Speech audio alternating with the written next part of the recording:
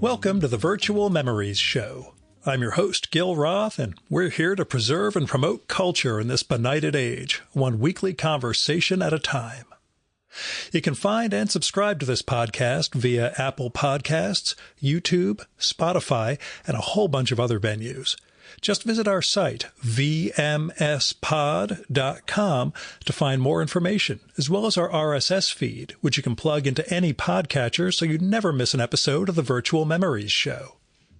You can also follow me on Blue Sky, Instagram, and YouTube, where I go by vmspod, and subscribe to my semi-weekly newsletter at buttondown.com/vmspod. Well, it is a new year. Feels like a month since I did the last episode, but no, that was December 30th, 8 days ago. The thing is, we adopted a dog that evening, and we're all working out the dynamics of that. Birdie is an Aussie Doodle, and she is far smarter than all of our previous dogs who were greyhounds. There is a ceiling to how smart a greyhound can be, even a smart one, and this Aussie Doodle way exceeds that. So we have our dog parent game to work on, while also getting her generally socialized and accustomed to being a lone doggo in a new house, not being in Kentucky, being in northern New Jersey in the middle of winter, all this stuff. So except for lack of sleep because she's a little crazy, I'm doing fine. I'm still excited and terrified about my book project. Now that I've finished taking all 78 photos for it, I have to write all the 200-word pieces that are going to accompany each one. There'll be more about that as it progresses and as I figure out the production and publishing timelines and do the crowdfunding for all this and blah, blah, blah. You're here for the conversation, so let's get to it. My guest this week is the translator Damion Searls, who has a new book out now called The Philosophy of Translation from Yale University Press, and it's an absolute wonder. Damion's translated a ton of great books over the years, including Jan Fosse's Septology, which I read last year, and Fosse ended up winning the Nobel, but he's translated a bunch of Fosse's other books. And in The Philosophy of Translation, Damion really explores what translation is in a profound sense. See, the book is split between a series of chapters about philosophy, perception, and how we encounter the world. And then that's the first half of the book. And the second half are chapters about the translator's life, going into choices, interactions with authors, and how the act of reading underlies the whole process of writing a translation. It's a really fascinating book, and those early chapters, I don't want to make those out as well. I'll just say those early chapters are very engagingly written to the point at which you don't need a philosophy degree to follow Damion's arguments. He lays out what's at stake, and he shows how it feeds into the translator's art. It's not, well, it really is an achievement. When you go from that into the second half with the life of the translator, it's fantastic. I won't go into the philosophical arguments as he talks about them pretty well during our conversation, but they do create a very strong foundation for understanding translation as something other than bridging a gap between a foreign text and, in my case, English. And it's something that I've gotten at with other translator guests in the past, but we've talked about it more obliquely than Damion does in the book and in this conversation. That is, he's enumerating a lot of things, a lot of themes and ideas that have come up in my conversations with other translators, but really systematizes it, not in a dry way, but in a way that makes the translator's art living, if you get me. So the philosophy of translation, I will say, as I say near the end of the conversation, it has affected what reading is to me, not just reading from a foreign language or reading a book in translation, but reading itself. It's made it unfamiliar to me, or made me reassess what I'm doing in the very act of reading. And that's a heck of an achievement.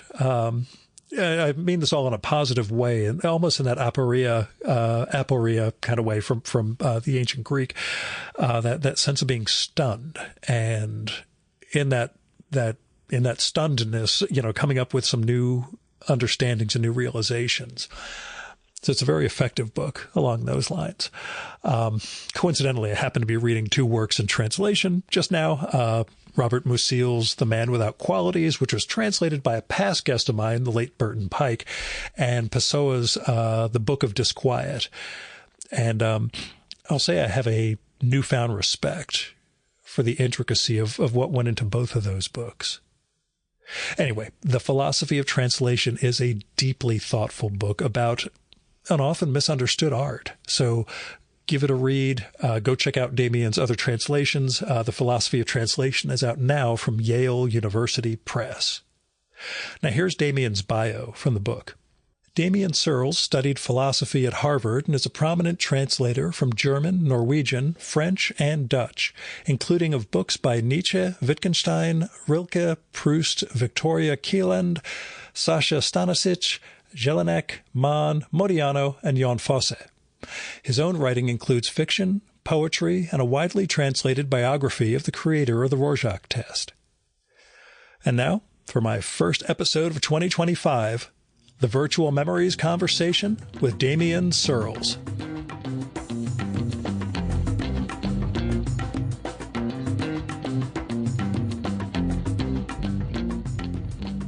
Before we get to Philosophy of Translation itself, then, tell me about the root of languages, for the course of languages. You started with German, but... Yeah, well, I just kind of, for whatever reason, came to college thinking that I should learn another language, that would be part of getting an education. I didn't grow up in a bilingual family or with German or any other, family heritage languages.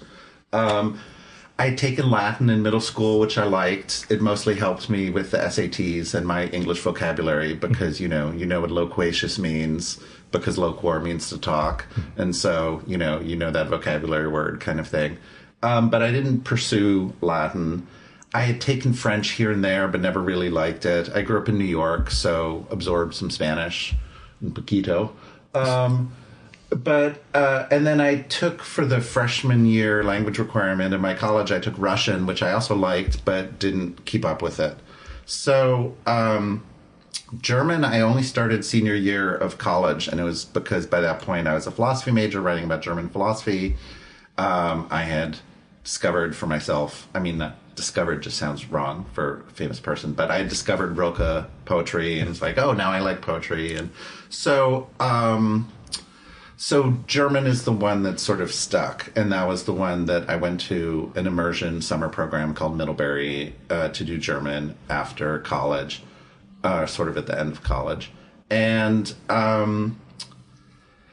that was the German. The Dutch was because I had a creative writing Fulbright to live in Amsterdam for a year and try and write a novel, which didn't work out. But Dutch is really halfway between German and English, so if you know both, you can kind of decode it all. My favorite example is, you're in the grocery store and you look at a package of food and on the back it says Eiwit, and I is German for egg and wit is English for white. So Eiwit is protein because it's egg white. And all of Dutch is kind of like that on a reading level.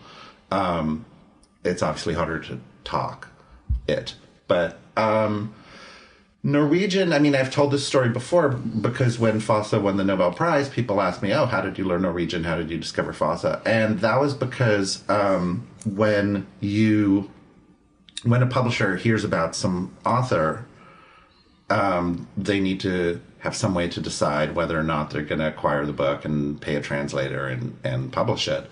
So what they do is they get a reader report. Either they call up their buddy Susan Sontag and say, hey, should we publish this? Or if they are not happening to be buddies with Susan Sontag types, then they get some grad student or junior translator person and pay them $100 to do basically a book report, like a 2-page. Here's what I think of it and here's what it's about. So this publisher didn't even have anyone who they knew to do a report in Norwegian. So they gave me the Fosse book translated from Norwegian to German. Okay. And so I read the German to do my report. And my report was totally fantastic. This book is brilliant. You must do it. I love it. And they said, thanks very much. Here's your $100. And no, we're not going to do it.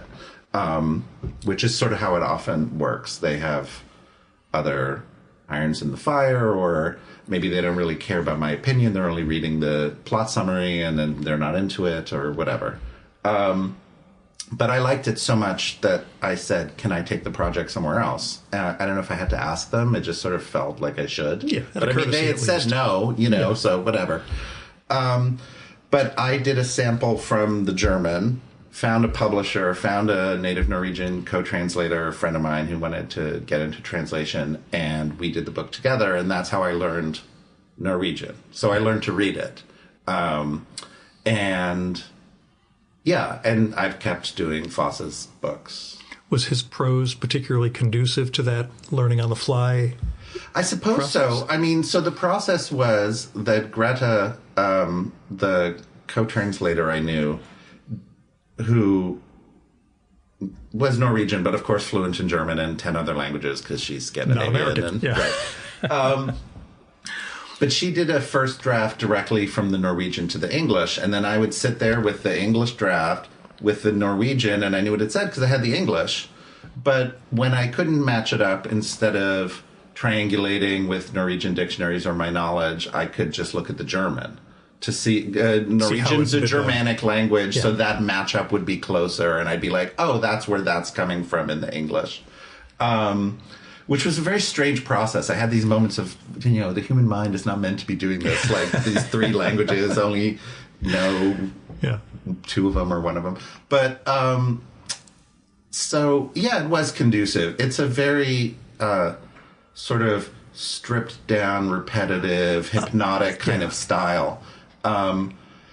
So the words come up a lot over and over again. And it's also all about, you know, depending on what your metaphor is, the music of it or the rhythm or the melody or something. So I was kind of worried going into the project that there wouldn't be that much for me to do. You know, like if I'm just touching up this it's really other her person, translation. it's her translation. And I definitely did not want to and don't want to be one of these people who, like, dismisses their collaborator who knows the language and is translating it as like a native informant. Yeah, I was going to say a stringer. Yeah. You know, expert linguist who's providing literal notes for me, the great writer, to like make it magic. You know, like I don't buy that whole thing, and it's pretty icky in multiple ways.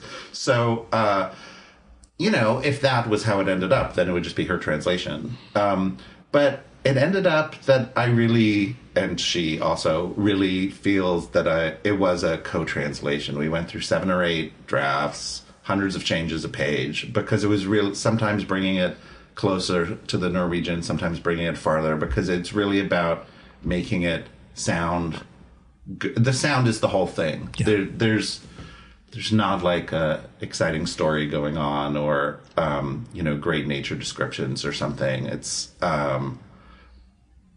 it's the sound of it.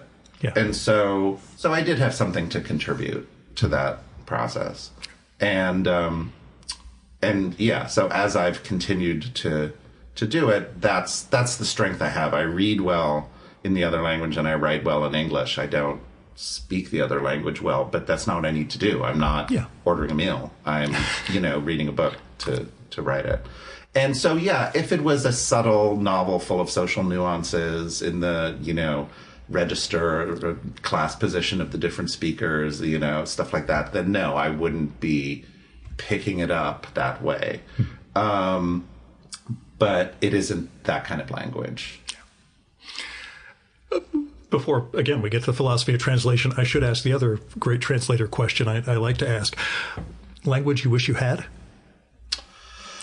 Well, you know, I realized, so my pandemic hobby was teaching myself Greek.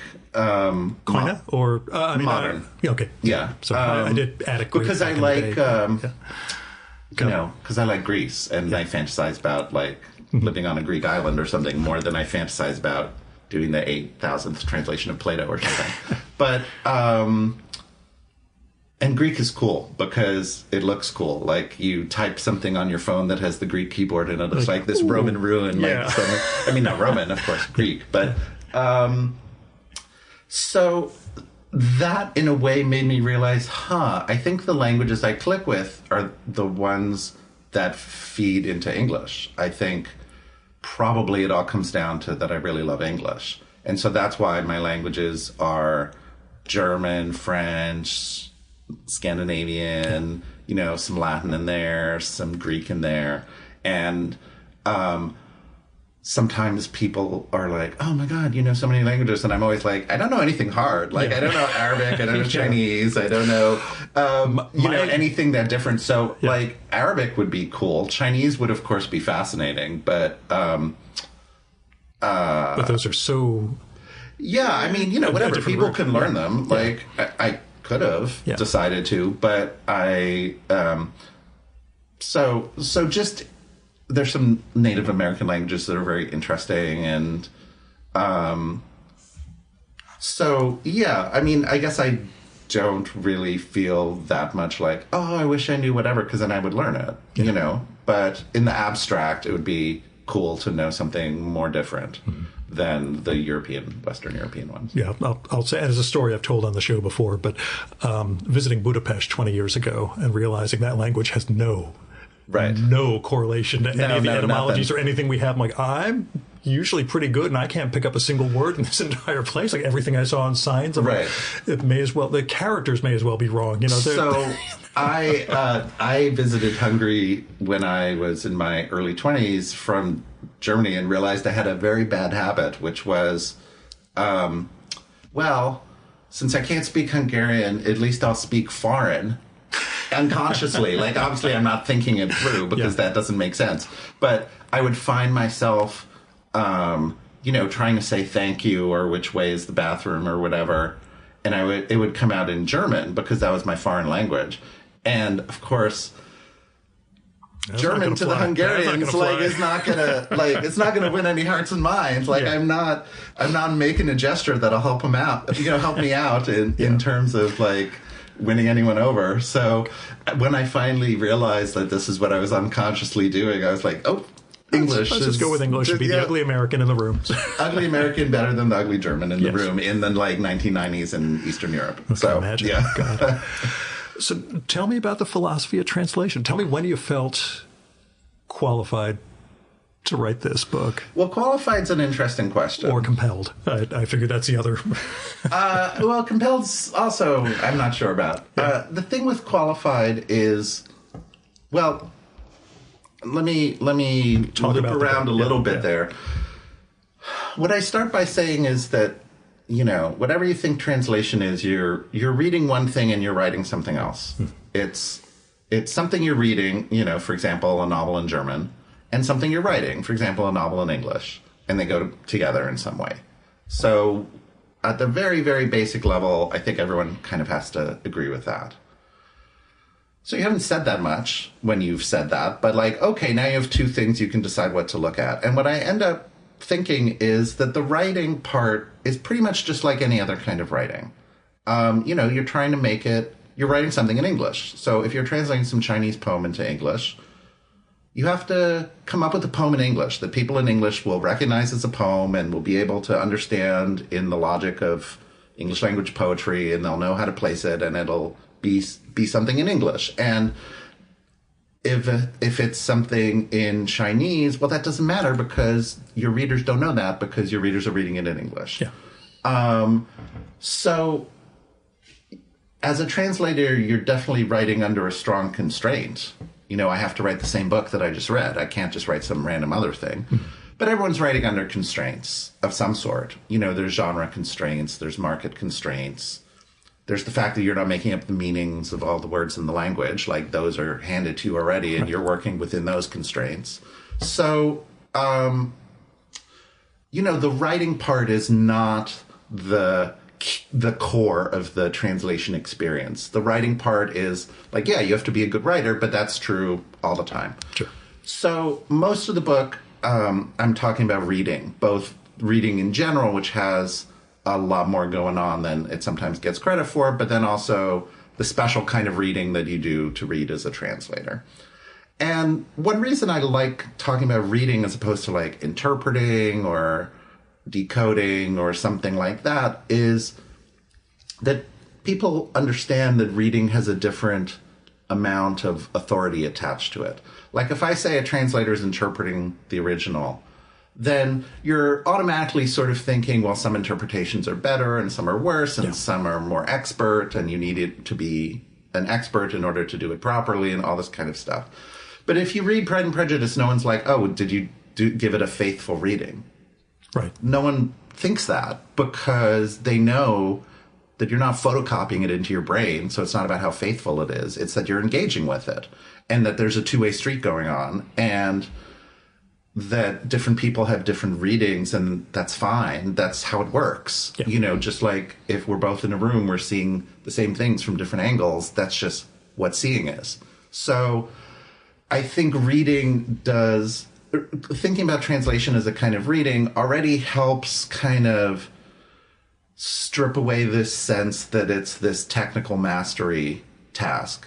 So, you know, in terms of being qualified, well, everyone's qualified to read anything, you know, and you'll just have a different kind of experience. Like, you're qualified to read Ulysses if you want to read Ulysses. That's the point of reading. Like, you don't have to be an English professor. If you're an English professor, you'll read it in a different way. Some books might be more or less inviting for different audiences. There might be some books that seem to only be able to be read the right way by English professors. But if you're interested, you can pick it up and read it, you know, and you'll get what you get. And if you like it, you like it. And that's the glory of reading. Yeah. So, you know, kind of being a translator is like that. If I have read the book and gotten something out of it, then I have a reading that if I put down in English is a translation of the book. And I'm qualified just because I did it. Sure. You know, of course, that isn't the whole story. And part of the unspoken premise of what I'm saying is that I'm talking about languages that have quite high prestige and global power, relatively speaking. And like, you know, nobody needs to defend Proust. Like, Proust is just fine. And so is French. You know what I mean? So if we were talking about a different language pair, if we were talking about the first translation ever of this epic from this Polynesian language, you know, like that would be, there would be different concerns that I'm certainly well aware of. And there are different kinds of responsibility to the different people involved and the source and the reader and all this kind of thing. But in my practice, in my translation world, you know, I don't have to worry about Rilke. Like, he'll be fine. Yeah. And so if I feel like I'm getting something in my reading that I haven't seen in English elsewhere, well, that's a reason to translate it. And I don't need any more permission or sort of, what was your original word? Like, do I feel... Compulsion. Well, your other original word, do I feel like qualified? Yeah. Like, I don't need other qualifications because I'm a reader. Yeah. Like, that's the thing about art. When did you become comfortable with that notion? Did you come in thinking that translation required a different set of skills than you ended up I guess, I don't know. I mean, you know, the thing about translation in our culture is, and this plays out in so many different ways, is I think people have this skewed idea of it because they are consciously or unconsciously thinking about their French 1 class or their Greek 1 class. Yeah. And they've studied chapter 5, and now the professor hands them something in French, and they're supposed to write something in English to prove that they've learned the material of chapter 5. And that activity is called translation. That's not what translators do, literary translators like we're talking about. But that's what people think of. So people think that the thing to do with the translation is to grade it, is to evaluate how well the translator did, because they're thinking in this model. And when you were 3 years old and hearing Cinderella stories or Poseidon stories, you know, they were just stories. You weren't evaluating the translation from French or Greek. But people always ask, like, how do you judge a translation? Well, it's like, people don't really ask, how do you evaluate a novel? usually. Some people do, I guess. Yeah. But also, like, book reviewers who every day of their lives read and judge and talk about books that were written by people from other backgrounds than them. Suddenly, when it comes to translation, they're like, oh, I can't possibly review this book translated from French because I don't know French. It's like, why not? Yeah. You reviewed a book last week by, you know, a young black gay Alabaman when you're a middle-aged Asian American woman living in California. Like, you can do that. Right. And I'm not saying that to say that's a problem. Like, you should do that. And so why can't you review a book by a French person? You know, but the answer is because they're thinking like, no, the only way you can engage with the translation is if you're qualified to teach a French 1 class and like evaluate whether the translator got it right. Yeah. You know, so I think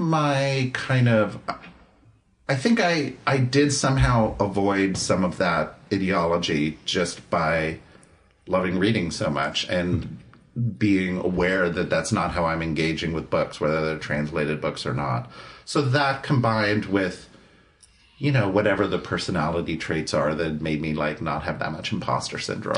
Like I just went for it. And, you know, if nobody else was doing it, then I'm not taking the work away from someone else. Another project I did maybe 15, 20 years ago, isn't technically a translation, but it's very related to it. Yeah. So they're Henry David Thoreau's journals, which are fantastic. But they're 7,000 pages long, so nobody reads them. And there had been selections of the little snippets of, like, the great one-liners from the journals. But what there hadn't been was what I thought of as an abridgment as opposed to a selection. Like, make it fit in one book, but keep some of the quote-unquote boring bits so you can see how the great bits arise out of it. Like, give you the feeling that you're reading the whole book, not that you're reading little snippets of the whole book. And so I did a 650-page abridgment of Thoreau's journal that was published by New York Review Books, Classics. And, you know, it did what I wanted. People love it. It's now like a kind of recognized part of the conversation when people talk about Thoreau that like, oh, his journal might be his best work because now people know about it and people are able to read it. Yeah.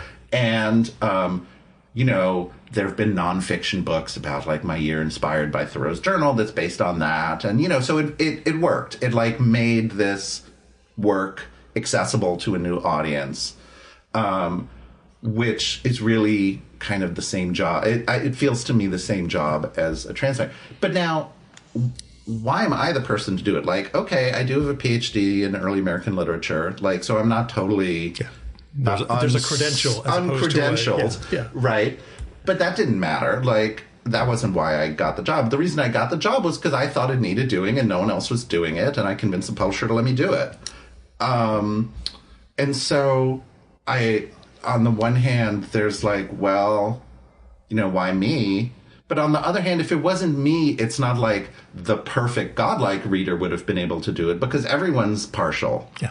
And so, yeah, I'm partial, but so would anyone else have been. And I think I am a good reader. So, like, the things that I decide to keep in there or the way I decide to structure it, you know, like, I decided that the months are important to him. So for at least 1 year in his life, like there's 1 year in his life that has a longer June excerpt than all the other June excerpts. And there's a list in the front. So like, if you want to read about June, go to 1850, whatever, and that you'll get a bigger sense of June. And so that's me as a reader deciding that's worth doing, picking which of the years of his journal has the best June, figuring out how I can keep more of that June. Like, you can't do the whole June because that's 150 pages right there. So you're still culling, abridging, selecting. Yeah.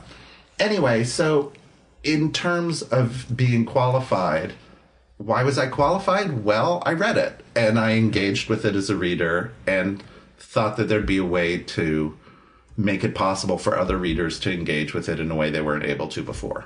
And, you know, that's pretty much the same answer as I'd give about a translation. Yeah.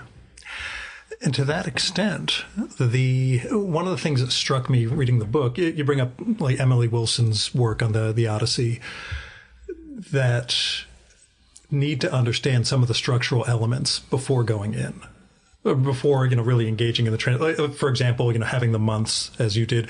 In her case, figuring out what the meter was going to be and how she wanted to frame it, and then having some of those parameters in place as part of the act. I think of it because I recorded with Daniel Mendelsohn a couple of years ago, and I think his Iliad is coming out next spring. He'd always talk about translating 10 to 20 lines a day, and that was how he was making his way through. So I try to understand a work that enormous and, working through it sequentially, but, having a sense of what it's going to be, or at least what the structure is. Yeah, a little different than a novel, I guess. Sometimes it makes sense to make decisions in advance, and sometimes you change your mind as you go along, or you sort of figure out something as you go along. And maybe Homer's an exception too, but well, even Emily Wilson, I don't think she started line one being like, well, I have to do iambic pentameter. Yeah. I think she tried different things and figured stuff out and worked on it and revised stuff and saw what was working and what wasn't. So I'm not sure it's as pre-thought as okay. That's just the writing process if you figure out the form that's working for you. And I certainly am not thinking, well, if there are hexameters in Greek, you have to have hexameters in English because the languages are different. Right. And so a hexameter in English isn't the same as a hexameter in Greek anyway. Yeah, at St. John's, we tried St. John's College in Annapolis. I did the grad school down there, and we did some translation where you tried to keep the meter, and you're like, wow, this doesn't sound good at all. No, I think in a way my experience, so this is one of the great books kind of programs, right? Yeah. My experience with the great books programs that I've interacted with or talked to people about is that they tend to be weirdly very hostile to translation because it's a spin-off of this ideology of we're reading the primary source. Yeah. So they want to read the Plato in the original English, and they want to read the Kant in the original English, and they want to read the Descartes in the original English. Because once you acknowledge that there's a translator involved, that goes against, you might as well be reading essays about it because you are getting it. And, that's too bad because there's no better way to teach Plato than teach 5 different translations of the same passage. And, that is a great way to teach it because you're seeing it, multi-dimensionally sort of. But weirdly, you'd think that the great books people would be kind of unusually receptive to translators, but they're, in my experience, unusually unreceptive because they can't acknowledge that they're not reading Plato. They're reading English Plato. I think it's a Leo Strauss influence on some of those programs also, where there's a hidden meaning underneath everything and only the acolytes know for sure. And so, translation must be that goes together with the same thing. Yeah. Because, translating is perspectival. But so is reading. That's the point. Yeah. I'll say your book made me not just more conscious of translation, but more conscious of reading itself throughout. And that was one of those, there's a lot of things I've been doing intuitively all these years, but, just the act of especially the philosophy chapters in the first 4 chapters of the book really had me focusing in a different way than I had previously. But so the book sort of ends up split in two. The first half is more, there's a history of Western ideas of translation and the word translatio and what that means and stuff, as well as kind of philosophy chapters. And then the second half ends up being more examples. And, I tried to intersperse it more. And an editor was like, can you just separate it and can we get the argument first? Because that would make it easier to follow the argument. And it's true, it does make it easier to follow the argument. It does, in a way, front load the book with kind of the harder stuff. So that was the downside. But I ended up thinking it did kind of make sense that way. And of course, readers can read however they want. They can read the second half and skip the first half. Like Hazard, you can jump from chapter to chapter. So reading more carefully. And your examples chapter right after that was also just absolutely illuminating, feeding into the second half of the book. So the second half of the book is more, as I say, the examples. And there's not like, here's an example that illustrates this point from chapter 2, and here's an example that illustrates this point from chapter 3. But it's more like the first half of the book, I feel like, sets out this kind of framework or worldview. And then as you're going through all the examples, the idea is like, oh, okay, so this is how that actually plays out. That was the hope, at least. Yeah. And you're saying it worked well, fantastically. Okay, great. Yeah. Glad to especially because I coincidentally had exposure to some of the translations you cite, especially your septology one with the dog. Maybe I'll give an example. Well, so the dog's a good example. I like that one. Yeah. But an example that I feel like works really well is also from Fosse's septology. And so maybe I'll give it just to put in a little more concrete terms what I'm saying about it being reading as opposed to writing. So there's a character in septology who's at a bus station or something and picks up a newspaper that is from a small town, not the big city where he's sitting in the bus station. And the name of the newspaper in Norwegian is the Juletinde, which is the Gulen Times, which doesn't say anything to Nick. Like, what's that? Gulen, like what? So, of course, I go online and, like, don't find anything about the Gulen Times and, like, okay, what's Gulen? And, yeah, it's this town in Norway, but so what? And so, like, I still don't know, I don't want to just call it the Gulen Times because what does that even mean? Like, why is this here? So Fosse is a living author and I could write him and I could be like, so what's the deal with this newspaper? It turns out that the Gulen Times was a real newspaper that Fosse wrote for in the 80s. It was a sort of important player in this language controversy that's important to Fosse. None of that is what he told me. He didn't tell me any of that. I found that out years later some other way.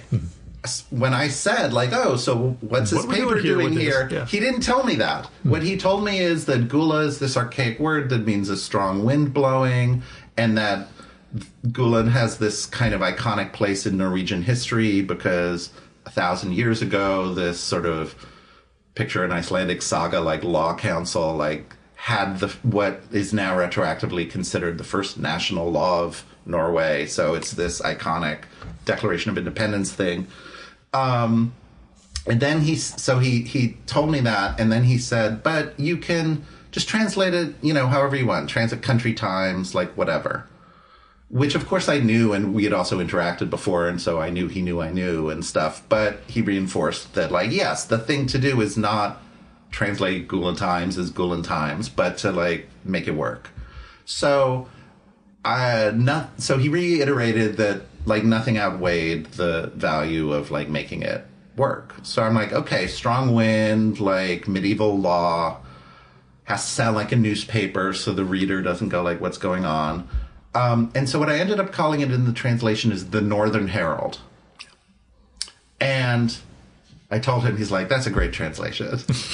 And I was kind of like, yeah, I know. It is a great translation. Because, no one blinks an eye. A herald, the herald, we know what that is. Yeah.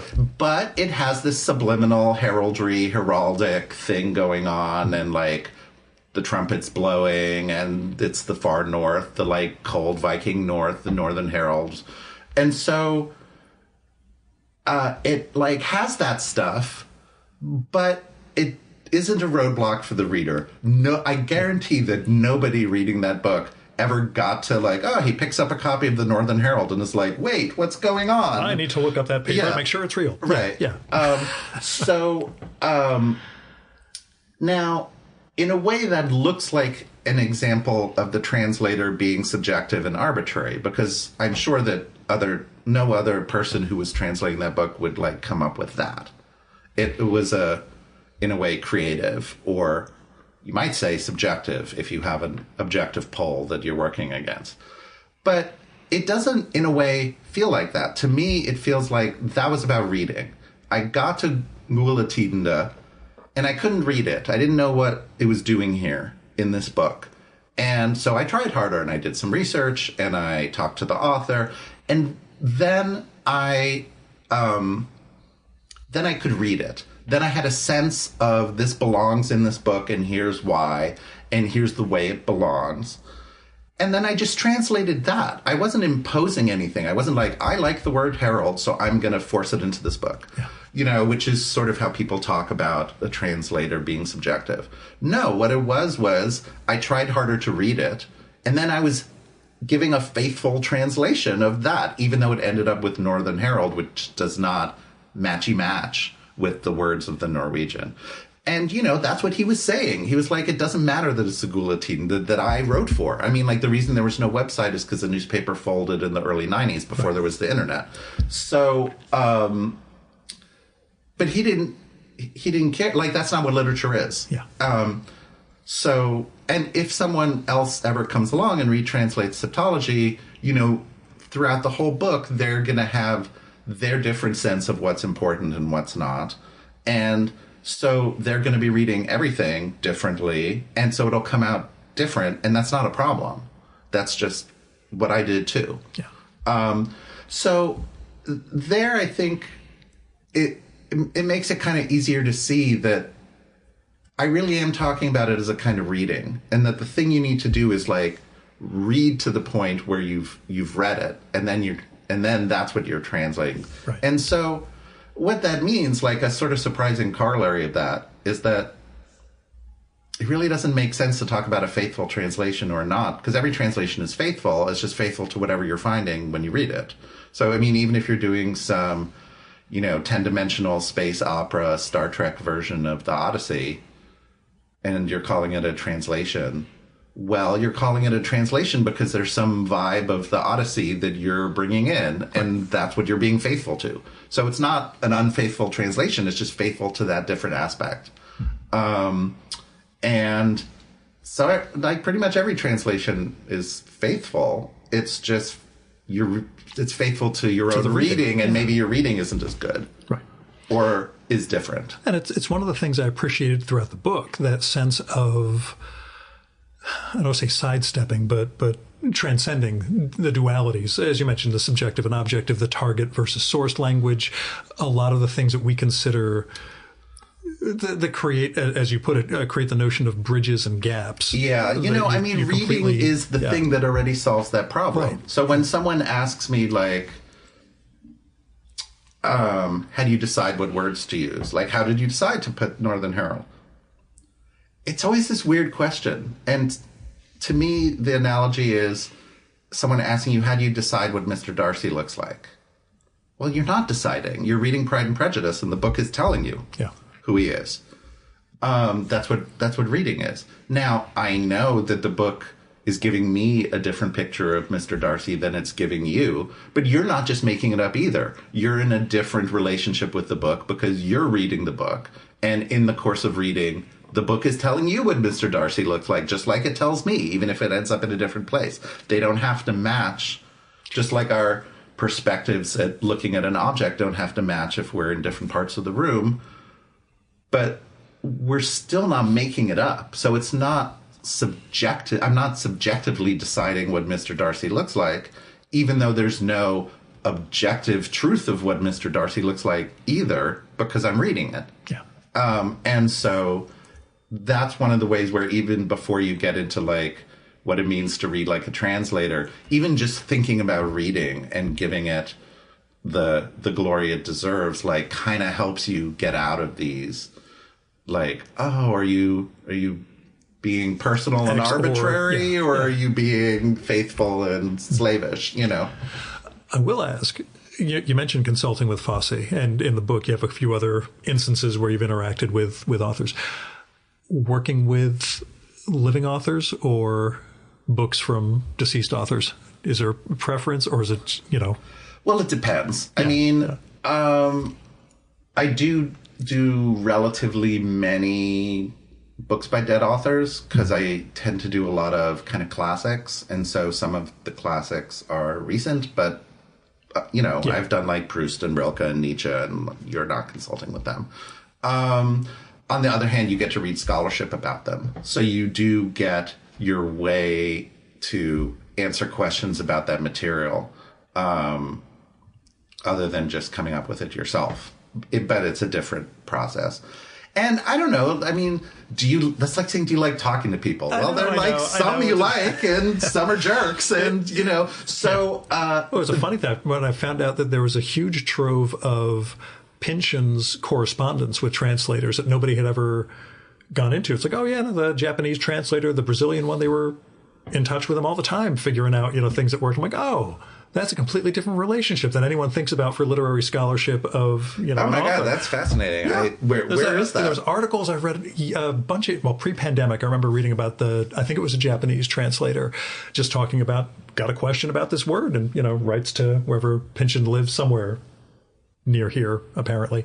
You probably know and I don't. But yeah, just having all this correspondence with him that was just focused on the books and what he meant when he wrote X, Y, or Z. I think along the lines of the Northern Herald, those sorts of questions. But, but the great thing about the Northern Herald thing is that Fosse didn't tell me that. He didn't give me an answer. No, but I mean, those sorts of, things that make sense to Pynchon that to a Japanese reader are not, Right. Yeah. I have a couple things to say about that. So, that's kind of what I love about the email relationship that I had with Fosse going back many years now, because he's a translator. He's very widely translated himself. He knows how this works. And so it's kind of like my fantasy of the director who doesn't tell the actor what to do, but who just says some cryptic, weird thing. And then the actor knows from his heart. Yeah.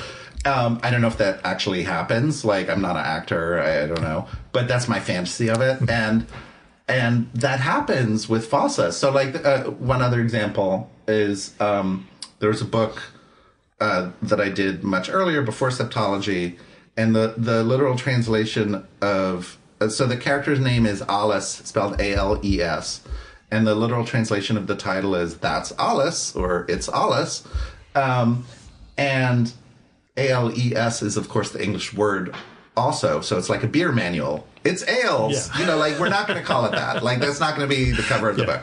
So on the one hand, I'm like, okay, we have to change her name because and the other hand, I'm like, okay, what are you going for with the title? So he told me, Alice, well, it's not a common name now, but your grandmother might have known an old woman named Alice who worked with herbs and was sort of a healer, kind of vague witch association type. So that told me, okay, name has to have some aura. It can't be like Alyssa or, Alice in Wonderland, go ask Alice. No, it has to be a name, but it has to have some kind of thing. So I ended up going with Alice, spelled A-L-I-S-S, which I felt was recognizably a name, but had some mystery with it. It wasn't Jill or something. But nothing wrong with Jill. But, it wasn't Jennifer. It wasn't like Alyssa. And then, so I was like, well, what about this title, which was just this sentence That's Alice. The book has a very long, it's a short book, so it has maybe 30 pages that sort of run on, and then there's this patter of short sentences, and one of them is this, it's Alice, who's this great-grandmother who's at a bonfire roasting these sheep's heads and stuff. So I knew that's part of what the title is doing. It's plucking out this short sentence and further emphasizing this is a core moment of the book. But I'm like, okay, what are you going for with the title? And his only answer to me is, what I mean is Alice is spreading out over the whole universe. Okay. That was his whole answer. And I was like, okay. But it totally gave it to me. Yeah. It told me, all right, we need archetype, right? We need some sort of primal archetype thing. So what the book ended up being called is Alice at the Fire.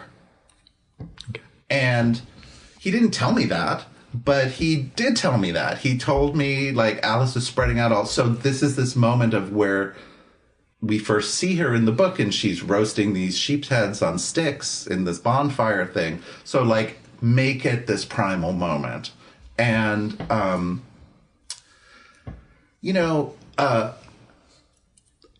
maybe a related thing is I've written books, aside from translating books myself, and they've been translated into other languages, and people sometimes ask me, "Oh, are you going to translate it into German?" You know, answer, absolutely not. I don't write in German. Else's job.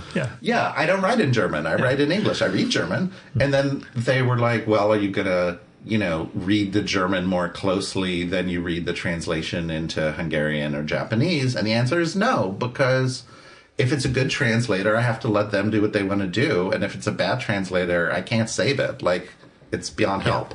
So, and I think that people who come from this idea that, like, translators are sort of supercomputer bilingual dictionaries find that strange. Like, wait, why wouldn't you? Because I'm not writing it. Yeah. You know, so I'm not going to sit over their shoulders. I'm going to answer their questions. Yeah. And, like, I do get questions from the German translator, and I get questions from the Japanese translator. But my job isn't to figure out how to say it in German, because I don't write in German, and I don't live in Austria or Switzerland or Germany, and I'm not writing for that audience. Yeah. So that's where I'm coming from. Yeah, and it comes out throughout the book, that sense of translation, exactly as you said, as a personal reading and a personal writing, you know, with a source in mind, but not a... Again, you do a very good job of showing why the whole literal translation, which I'm doing in air quotes, is an absolute... Yeah, well, you know, a translation isn't a copy. Right. Because if I was copying the Chinese poem or the Norwegian novel, then you couldn't read it. Just like you can't read the original one. Like, what I have to do is produce an English poem for you to read in English. So it is personal, I would agree with that, but it's not personal in some, like, solipsistic, autocratic sense. Right. It's that it's contextual for a new context. I'm writing an English poem for English readers to read in English, to be published in English in one of the venues that publish English poems. And so it's not going to be the same as the Chinese poem, because that was not written for that context. And at the same time, it's not going to be some totally detached, unique, own thing that has nothing to do with the Chinese poem, right? Because then it's not a translation. But it still is not, I mean, it just doesn't make sense to think about it as a copy, because in the interaction of the reading, writing process and the literary work, you're interacting with new people in a new context. You're, in a way, redirecting this text towards a new audience who can't read Chinese but can read English. Or maybe they can read Chinese too. But they want to. Yeah. So how's the field changed? You have a couple of footnotes that go into the business and the economics of this stuff, but... Yeah, you know, I mean, how's the field changed? Well, there are a few things going on these days. On the macro level, English is gaining greater and greater dominance. So, for example, I talked to this foreign rights person for a prestigious German publisher. So in other words, she's trying to sell the German novels that they publish into other languages. And what she says is that regularly a book will sell in 6 or 7 languages until there's that prominent review in the New Yorker or the Guardian, and then it'll sell in 20 or 30 languages. But until it gets the English stamp of prestige, it's not going to have the reach. And, you know, so she has these stories of like, oh, this book will be great for Hungary. So she sends it to the Hungarian publisher, and the Hungarian publisher says, oh, it looks great, I'm reading it now. 18 months go by. The Guardian review of the English translation comes out, and then the same Hungarian publisher sends her an email saying, this book sounds really interesting. Can you send me a copy? And she has to, like, swallow her pride and be like, oh, I'd love to send you a copy of this book that you promised me you'd read half of 18 months ago. Yeah. There's nothing to be gained by being snippy. Right, exactly. So, you know, that is just a fact. You know, I mean, that has its downside. Like, there are German books that Hungarians would love and English speakers would not. And too bad the Hungarians don't have a way to get access to them, unless there's the English. It gives me personally, I guess, more sort of status or power or things like that. Not responsibility. Yeah, status is a good way of yeah. Well, I mean, responsibility too. I mean, when Fossa's agent is selling septology to, Vietnam or something, that Vietnamese publisher is probably going to read an English sample, is not going to read a Norwegian sample in order to decide whether to publish it.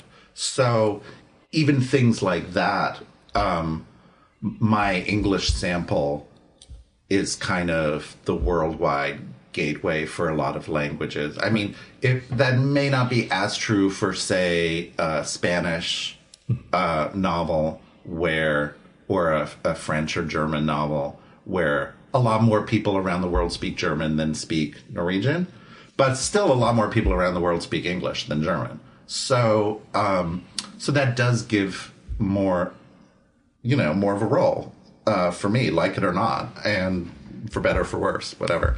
And that's different. That hasn't always been as true. According to this rights agent who was telling me this, even 5 years ago, it wasn't as true as it's true now. I didn't realize it was that fast a change. Well, I mean, I'm sure it was somewhat true 5 years ago and somewhat true 10 years ago. But that it really is dramatically true that, like, it's this all or nothing thing where the English, if it gets popular or sort of critical acclaim in English, that's what matters for even non-English world. I mean, there are other changes in terms of like how recognized translators are or aren't, and I mean, you're starting to show up on book covers as translators in general, not you in particular. Right. More yes, often. For some publishers do, and some publishers still hold out, and I mean, even on a very basic level, the way it used to work universally 50 years ago, and still even sometimes when I was starting out, I no longer agree to it, is treating a translator as a work for hire, basically like a typesetter. I was wondering. Yeah. You have this job and you do it, and then your work Flat is done. fee. Yeah. So, I mean, famously, Rabassa, who translated 100 Years of Solitude, got $5,000. That's at the end. And no royalties, no nothing. The book sold zillions and continues to in English. But he got his fee for doing his work, and that's the end. And so, that's not how it works for authors. When a book is successful, the author gets royalties. And so, that's a shift over the last, 50 years, and that battle has somewhat been won.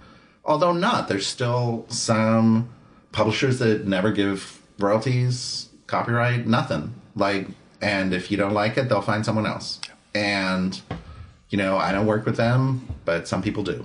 And that's just, so it's, on the cover is in some ways more symbolic, but in other ways that doesn't make it less important version of, giving the translator respect and visibility and making it seem more unreasonable to not give them royalties if their name's on the cover and stuff like that.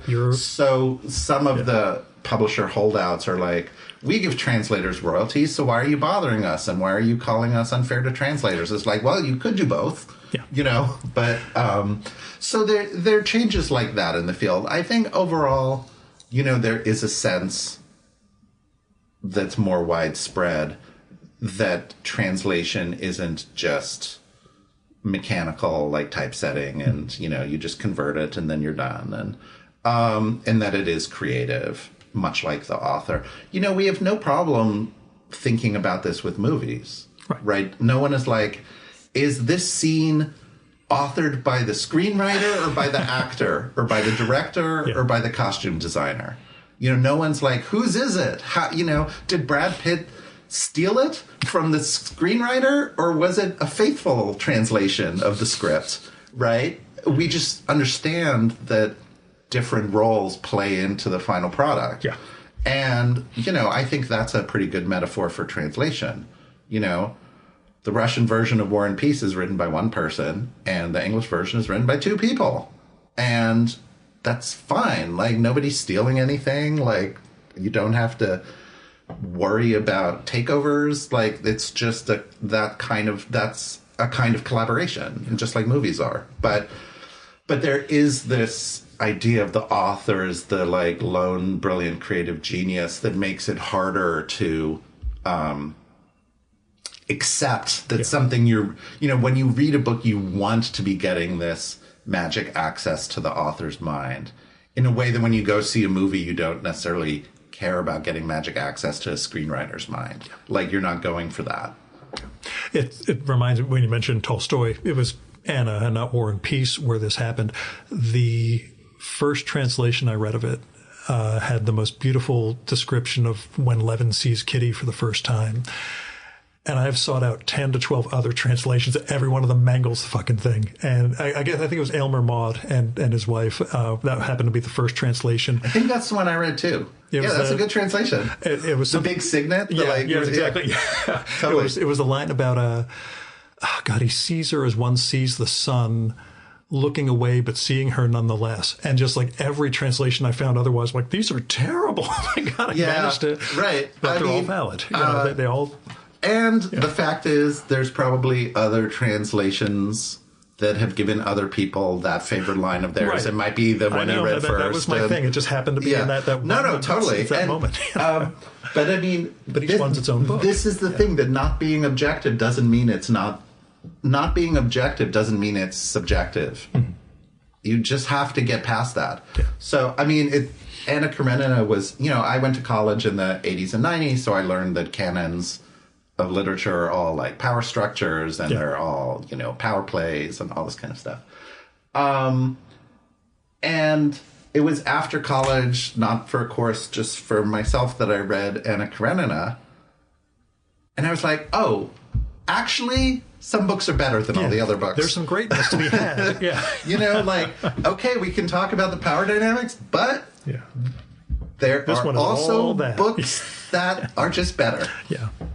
And so, even that, looking at now in retrospect through the lens of philosophy of translation, is part of the same thing. Like, acknowledging the perspectival nature of the reading or translating experience doesn't mean denying the actual truth of what you're seeing. I mean, this is why the philosophy part of the book, a lot of it is philosophy of perception, because perception is really the great analogy. Even if we're all seeing a chair from a different angle, like, there really is a chair there. It actually is a chair. We're not making it up. We have our own perspective on this shared universe that we have public access to in some ways. And so if perception in a way is, along with translation, and even more we have this built-in idea that there's the world out there, and then like our eyes process things, and then our eyes like receive signals, and our brain processes them, and then we live on the inside, but we perceive what's out there on the outside. And so the kinds of philosophers that are actually like, no, that's not how it works. I go through all of that in order to say at the end, like, yep, reading is like that too. It's not like there's a book in another language out there somewhere else, and the translator just sort of is the one magical person who can bring it across the gap. Like, that's not what's going on. Yes, that we're moving through it instead. And that description you give of Merleau-Ponty, that perception is revealing or developing the world. That's one of his great metaphors. I thought it was wonderful. Yeah. So he says that, I don't really want to get into the philosophy because I'm conflicted about it. I got an email from a Harvard philosophy professor saying this is the world's most lucid explanation of philosophy I've ever read in my life, which is like, wow, that's pretty nice.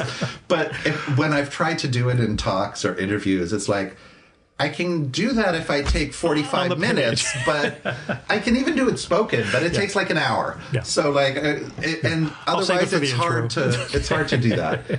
But what I will say is, he, in his book, The Phenomenology of Perception, he's constantly arguing in different ways against these different aspects of the idea, either that there's stuff out there in the world that we find, or that, Cartesian, I think, therefore I am, we're projecting everything.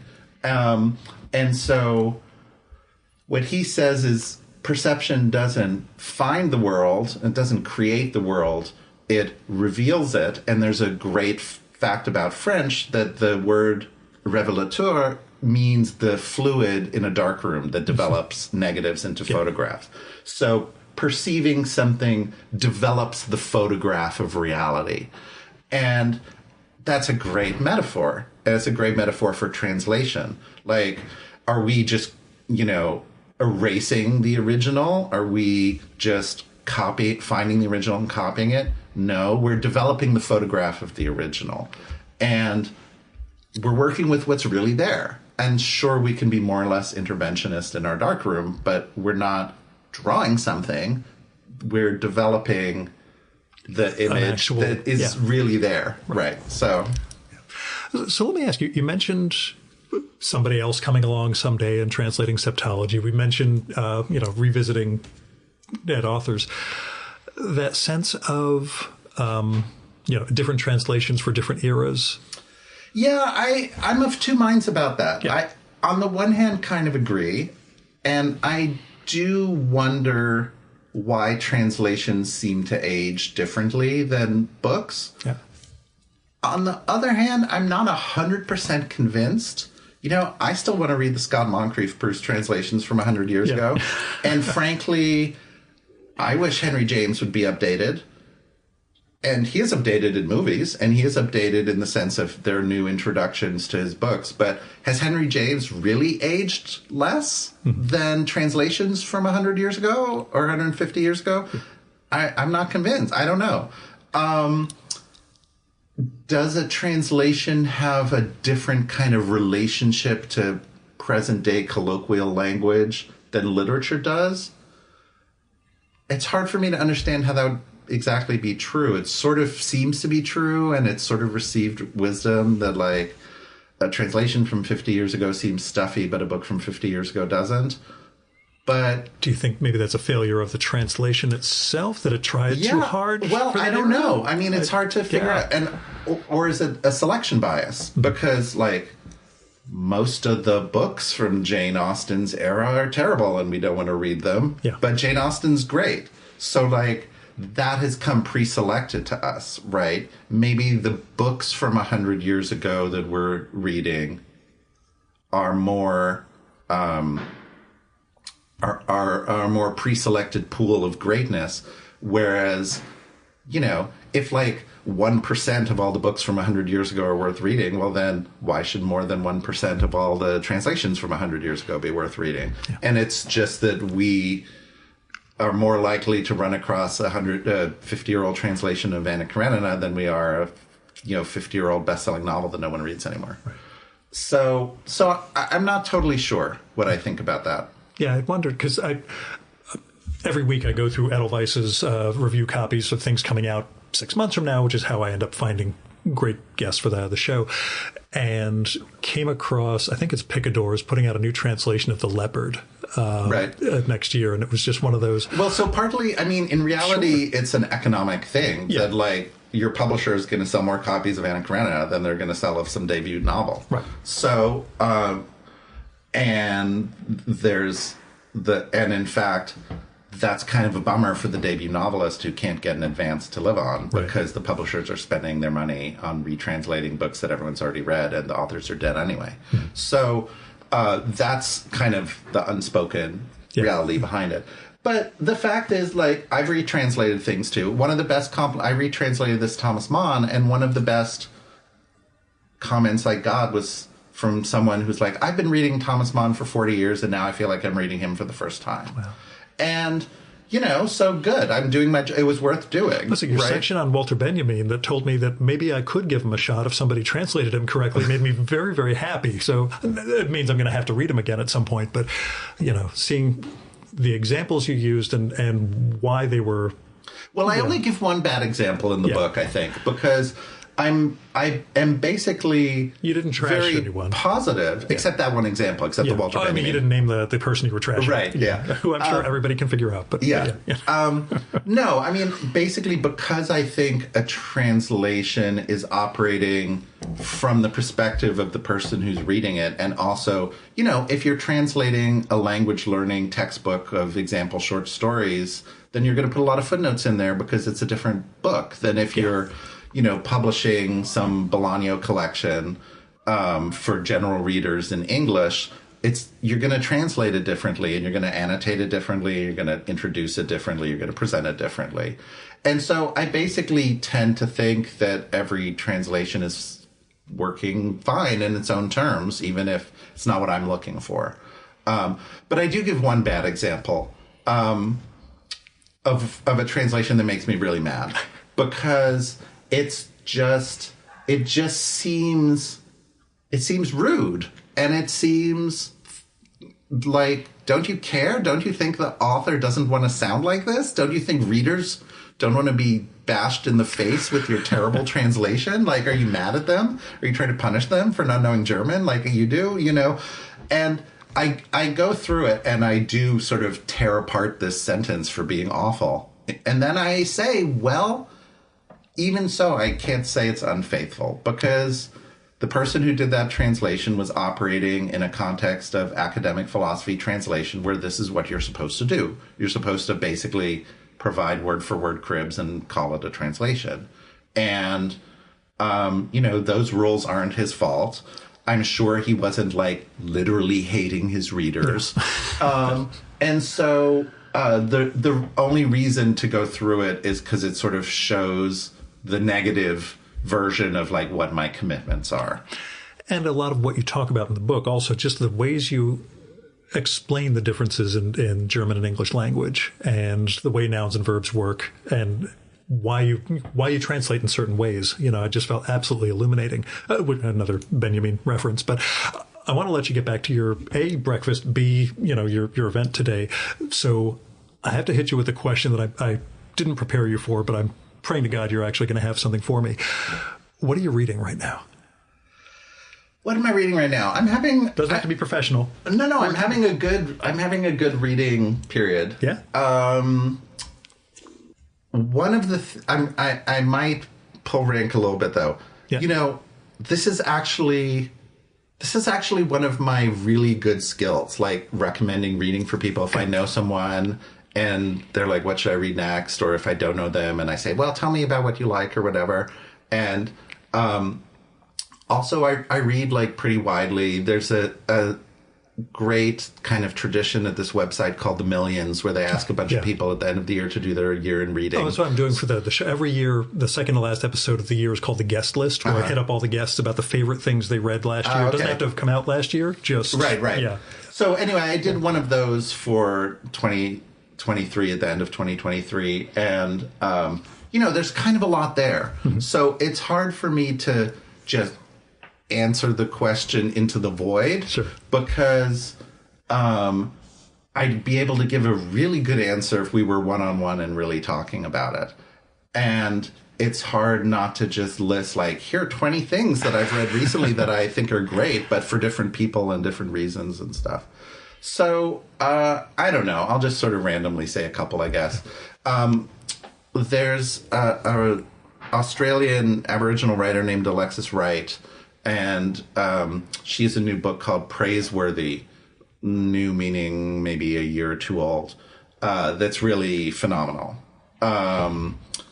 And I recommend that very highly. I have been, I always read poetry also just because I like it. I mean, that's why I read anything, but also I think it's good to keep you limbered up in terms of language being used in different ways and stuff like that. There've been these great new translations of old things. I also, press called Ugly Duckling Press, I tend to read whatever their new stuff is, and, some of it speaks to me, some of it doesn't, but either way, I'm getting something out of it. Oh, you didn't prepare me for it. I didn't like. Did you bring anything with you on the So trip? I read. I just decided I wanted. So I was in Norway over the summer doing some research, and there were all these Ibsen like statues everywhere in Oslo and stuff, and I was like, yeah, and plus, so what it was there's a Norwegian writer who wrote a comic novel called The Murder of Henrik Ibsen. That's this like counterfactual thing of Ibsen was actually like murdered during his first job in the theater and like replaced by I haven't gone to the end, so I don't know what happens, but I gather like replaced by someone else, and that's why he was able to suddenly become this genius and whatever. So I was like, I'm kind of interested in Ibsen's life. Let me go looking for a biography. And I found in the library and checked it out and liked the beginning enough that I then returned it and like bought one online. So like a big classic 900-page doorstop, old-fashioned, written in the 70s biography of Ibsen. And it's just scratching that itch. Nice. You know what I mean? Like you get all the meals he has with his landlady when he's in Oslo studying for his exams and like blah blah blah, all the stuff, and it's kind of great. One of the books I mentioned in the 2023 year-end thing was Orhan Pamuk's plague novel, and I was like, this is a new genre to me, a novel written pretending to be a really long boring history book. And I loved it because I love long boring history books, but it's like kind of strange, the novel is presented that way. There's this frame narrative. And it really is like long and boring, but in a great way. Yeah. Like, I don't mean boring in a bad way. Yeah. I don't know. There's just a lot of stuff floating around. Those are great. Most people draw a complete blank and hate me for asking something like this. I'm glad you have way too much stuff to offer up. I will hit you up for the guest list one, though, for the end of the year. So I'm going to email you after this with, hey, just give me, a couple that are real good. Actually, there are a couple of translator questions I wanted to ask, or forgot to ask before. Projects originate with you or with the publisher? How often, I guess? What's a split generally?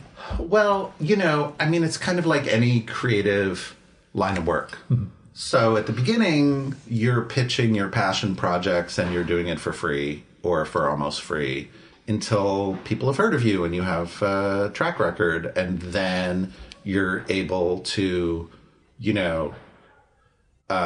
get better terms, and also eventually people start coming to you because they've heard of you and stuff like that. So I'm relatively, mid-late career. I mean, I guess mid to late chronologically, but I've done a lot of books. From your college reference, you sound like you're near my age. So I don't think you should say near the end of your career, frankly. Let's just... Right, but but I've done 60 books, so people have heard of me. Yes. So I do, and also there's some living authors who are still producing new work. So like I'm going to keep doing the Fossa books. Right. And so that sort of is that portion of my time. You able to do more than one project at a time, by the way? Well, the thing about being a translator is you get half your money for the project when you sign the contract before you start working on it. Although after you've put in a lot of work to convince someone and pitch it and maybe do a sample and all this kind of stuff. But in general, if you get a book contract for a translation, you'll get half the money at the beginning and half the money at the end after you're done. And so therefore nothing while you're doing it. Sure. So what that means is you have to have this treadmill of things at different phases at the same time. Gotcha. So in that sense, like, yes, I'm in the middle of translating project number 3 that I'm not getting paid for. Meanwhile, trying to chase down the payment for project number 2 that I already finished, and the late project number 1 that I finished 6 months ago, but they haven't paid me yet. And then I'm trying to line up the next thing and the one after that and sort of get some prepayments for the stuff I'm going to do next. So in that sense, as a professional, you have a lot of balls in the air as a freelancer, and you're working on multiple things just to make sure money keeps coming in. In terms of actually doing it, I tend to do more one at a time. There's not much of an advantage to switching off. But if something is really long and I need to do a short thing that I will get paid for, and then I'll squeeze that in, or if something is just going to take, a book like Anniversaries took years. And so obviously I was not able to solely do that because I had to do other things along the way. So for the shorter books, I'll tend to do one at a time. But in a way, it doesn't make that much of a difference. It's those are just like the practical questions. I just wasn't sure if there's a different, for me, I can't do day job business stuff and then, I'm going to record a podcast during lunchtime. Like those are very different minds. Right. I know those are on a continuum for you, but I wasn't sure that's true for me too. I'm not going to like shut the Fossa file and open some Rilke poem and just like, why would I do that? Yeah. Like it would just, but if for some reason I need to take a break, like I do have that's an advantage of the line of work. There's a lot of variety, even if it's not on an hour-to-hour level. 1 month I'm doing postmodern art history, and then the next month I'm doing like classicist poetry, and then the next month I'm doing a spiritual novel. And so, it keeps things interesting.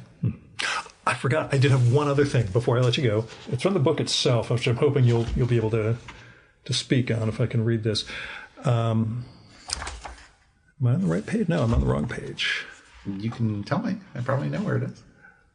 There are certainly losses and psychic needs in my own life that are more or less thoroughly sublimated into my work as a translator. I even know what some of them are, too.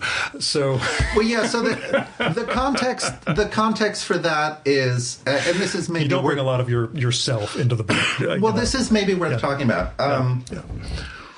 I don't bring a lot of myself into the book memoiristically. Right. Yeah. It's not a memoir of translation, and there are those nowadays. Yeah. But I did decide to do a philosophy of translation. But the flip side of that, especially, of course, since my whole approach is that it depends on your perspective, is that I don't think that my angle on translation is more valid than other people's angles. Other people have different experiences. Other people have different ideas. Other people have different backgrounds. And so what am I going to do about that? Either I pretend that doesn't exist and I ignore everybody else who's translating from different kinds of languages or who has a different sort of immigration, family-based knowledge of these multiple languages, other life histories, more colonial situations. I'm not in a post-colonial relationship with Norway, but Korea is in a post-colonial relationship with the United States. So if you're a Korean to English translator, there's more stuff going on that is not in my experience. Well, I can either ignore that or I can bring it in. And I don't want to claim to speak for anyone else. On the other hand, I don't want to ignore everybody else either. So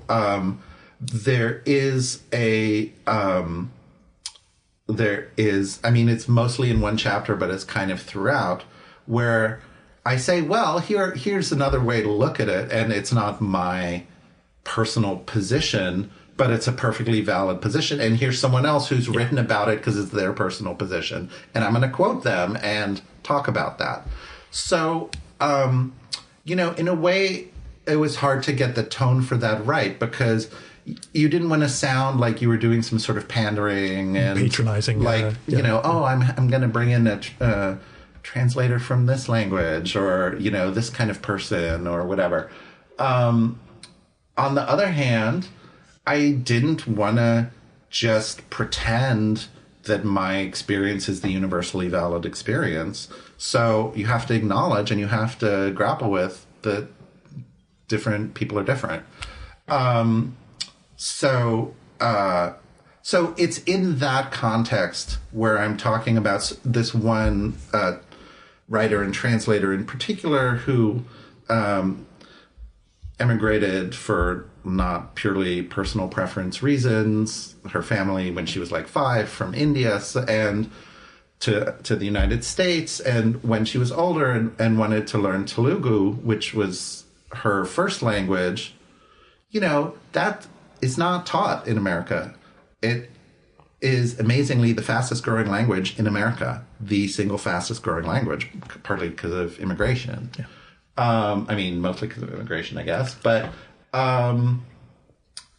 there were no teachers. There were no classes. She couldn't find any books. She couldn't find a tutor. Like, it was sad. Yeah. And she goes through this story. And, you know, that is and it's important that if you're someone in my position whose languages are German and French, and they were offered in my high school, and it's no problem. Every college has a German department. Not, you know, no colleges have Telugu departments, even though it's a bigger language or comparable. Yeah. So, you know, it's important for me to realize the facts that lie behind my position and not just take it for granted. Not just be like, I learned German because I wanted to. It's like, well, actually, there were other factors that made that possible for you. And you should be aware of them if you're trying to understand your situation. So the passage you read sort of comes at the end of that, where I'm quoting various other translator writers talking about like, oh, I feel this sense of loss when I translate into Telugu because it's where I grew up, but I don't have the same access to it, or because of the colonial history of Korea or whatever. And then I say, well, you know, everyone has their own problems, right? And not to compete or not to say that, you know, their position isn't more tragic than mine in some of those cases. But just to say that I acknowledge that, you know, why did I bother becoming a translator at all instead of a banker? Like, why did I feel whatever drove me to do this? There must be something, you know? And so, yeah, that maybe just to go back to one thing you asked earlier. Sure. About the changes in the field or where things are at now. Yeah.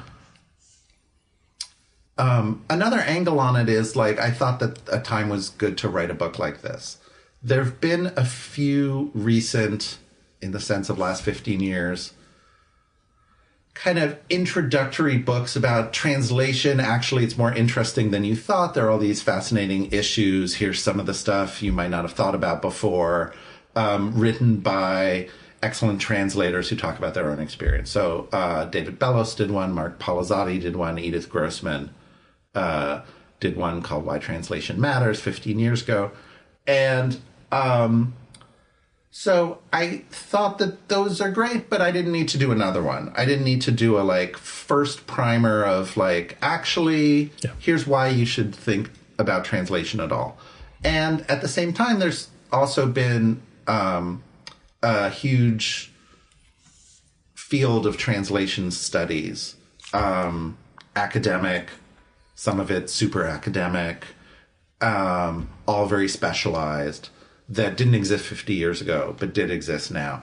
So, in a way, one of the last books I know about that tried to be a sort of full-on primary text, not secondary text analysis of all these theories that really, like, makes it a big picture kind of story about translation is this book, After Babel, by George Steiner from the 70s. And so I thought, like, now's a good time to do a primary text like that again, but not write it like Steiner. I mean, Steiner has this very Olympian, like, I'm trilingual in German, French, and English, and that's all anyone needs to know about human civilization. And, like, he's really laying down from on high the rules of the universe. And that's just not my tone, or a tone super well suited to the times. And it's a bit narrow in ways that he wasn't really able to see for himself. And so I thought, okay, I don't need to do a primer. There's all this specialist stuff out there, some of which I engage with, a lot of which I don't.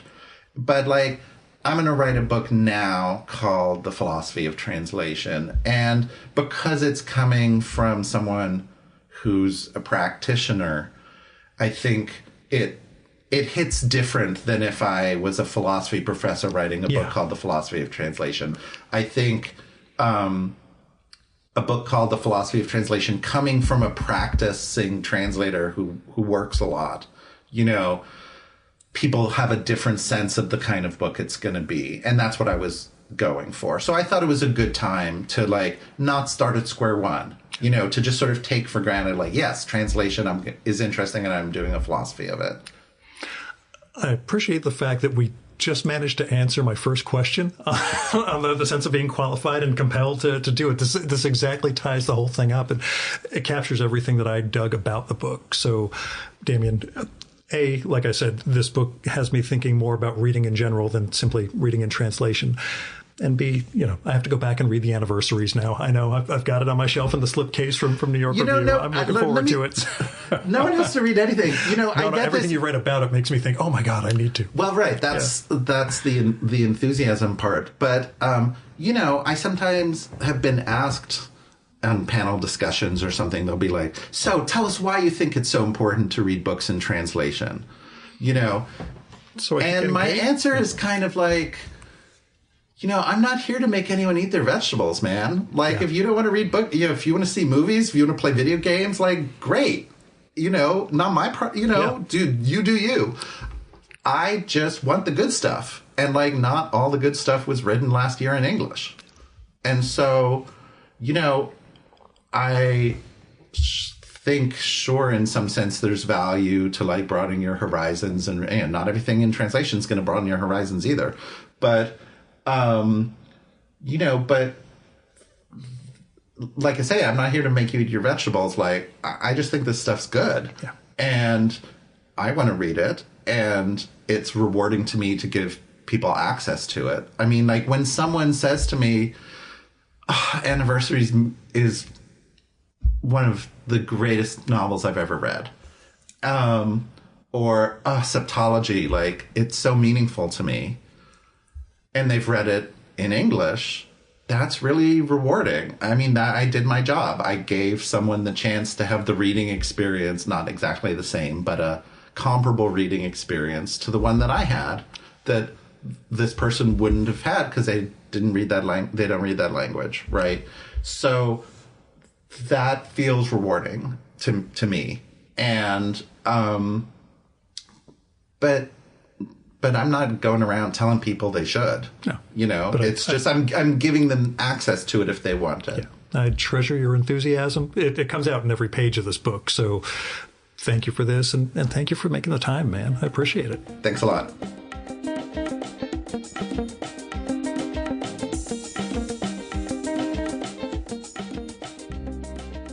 And that was Damion Searls. Go check out The Philosophy of Translation, out now from Yale University Press.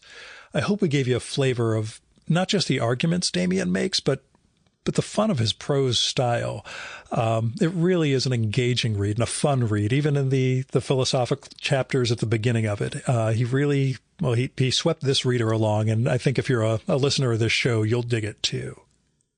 Now, you should check out some of Damien's other translations or his translations and other books, like those complete stories of Thomas Mann, his Fosse books, his biography of Rorschach, that Thoreau abridgment, which I ordered on New York Review Books right after we finished up, and that big old Uwe Johnson slipcase 2-volume book, Anniversaries. When I mentioned that I started reading Musil's The Man Without Qualities this year, that was my post-Emily Dickinson read one chapter a day thing. So I do that every single morning. I was so torn between starting Musil and reading Anniversaries in the same format. So by late April, early May, I should be finished with The Man Without Qualities. Maybe I'll jump into Anniversaries from there, or maybe I'll just jump in anyway. Now, you can check out Damion's work at his site, DamionSearls.com, which is DamionSearls.com. Near as I can tell, he is not on social media, which, as we all know, is for the best. Thanks for listening to the Virtual Memories Show. You can support this podcast by telling other people about it. There's no better way to build an audience than through word of mouth. Also, visit Apple's podcast page for us and leave a rating and review. Every little bit helps, you know? You can also support the show by telling me what you like and don't like about it and who you'd like to hear me record with, or what movie or TV show or book or piece of music or comic or theater or art exhibition or whatever you think I should turn listeners on to. And you can do that by sending me a postcard, letter, email, DM if we're connected on Instagram or Blue Sky, or by leaving a message on my Google Voice number, which is 973-869-9659. Messages can be up to 3 minutes long. It'll cut you off after that, so call back and leave another message if you do. And let me know if it'd be okay to include your message in an upcoming episode of the show. You might have something interesting to share with our listeners, but I'd never run someone's message without their permission, so let me know. Now, if you've got money to spare, I appreciate it, but don't give it to me. I've got a day job that pays the bills. You should give to individuals and institutions in need. You can find people through GoFundMe, Patreon, Kickstarter, Crowdfunder, Indiegogo, all those crowdfunding platforms, where you'll find people who really need help just trying to make ends meet or get an artistic project going, covering medical bills or car payments or veterinary bills, and just a few dollars from you might make a real difference in their lives. Now, when it comes to institutions, I give to my local food bank and World Central Kitchen every month, but there are a lot of other things you can give to the Poor People's Campaign, Freedom Funds, Election Funds, Planned Parenthood, and Women's Choice. There's a lot of things you can do with your money to try to help build a better world, so I hope you'll give. Now, our music for this episode is Fella by Hal Mayforth, used with permission from the artist. You can visit my archives at vmspod.com to check out my 2018 conversation with Hal, where you can learn more about his art, his music, and more. And you can follow Hal on SoundCloud at soundcloud.com/Mayforth. That's MAY, the number 4TH. And that's it for this week's episode. Thank you so much for listening. I'll be back next week with another great conversation. You can subscribe to the Virtual Memories Show and download all our past episodes at Apple Podcasts and other podcast sources. And you can find all my episodes and sign up for the Virtual Memories Show newsletter at vmspod.com. And I'm also on Blue Sky and Instagram and YouTube as vmspod. You've been listening to the Virtual Memories Show. I'm your host, Gil Roth. Keep reading, keep making art, and keep the conversation going.